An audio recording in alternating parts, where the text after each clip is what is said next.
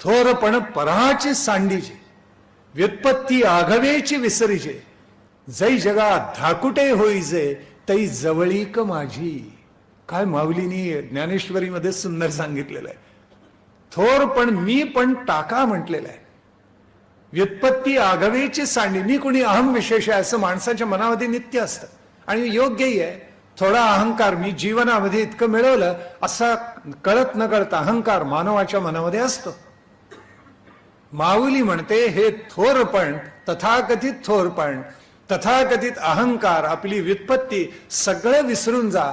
जै जगा धाकुटे होईजे तै जवळीक माझी. भगवान श्रीकृष्णांच्या मुखातून माऊली सांगते, जितके लहान व्हाल म्हणजे अहंकार जितका विसराल तितकी माझी जवळीक होईल रे बाबा तुझ्याशी.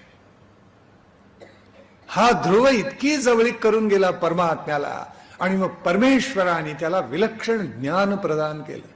ते केल्यानंतर त्यांनी जी स्तुती गायलेली आहे परमात्म्याची ती इतकी गोड आहे की परमात्म्या सगळ्याचं आदिकारण तूच आहेस हे मला कळलं, उमगलं. तूच अनंत रूपानं या सृष्टीमध्ये नटलेला आहेस. गीतेने म्हटलेलं आहे, वासुदेव सर्वमिती स महात्मा स दुर्लभा. हे सगळं वासुदेवमय आहे. हे ज्याला कळलं आणि त्यांनी ज्याचा अनुभव घेतला तो महात्मा आहे. पण असा महात्मा दुर्लभ असतो. शब्दांनी बोलणं आणि त्याचा प्रत्यक्ष अनुभव घेणं या दोन्ही भिन्न गोष्टी आहेत. स महात्मा स दुर्लभ, हा खरंच आहे, 100% सत्य आहे. हे समस्तही वासुदेव ऐसा प्रतीती रसाचा होतला भाव.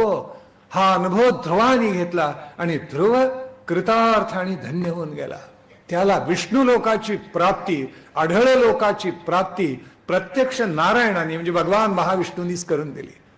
आणि ज्या वेळेला असा तो कृतार्थ झालेला, देवतांनी म्हणे त्याच्यावर पुष्पवृष्टी केली, असा कृतार्थ झालेला ध्रुव ज्या वेळेला परत आला त्यावेळेला त्याच्या स्वागताला उत्तानपाद राजा आणि त्याच्या दोन्ही राण्या आल्या.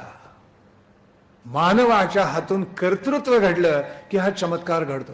म्हणून आपल्याकडे मराठी भाषेत एक फार सुंदर म्हण आहे, प्रसंगाशिवाय परिचय नाही, पराक्रमाशिवाय पवाड नाही आणि चमत्काराशिवाय नमस्कार नाही.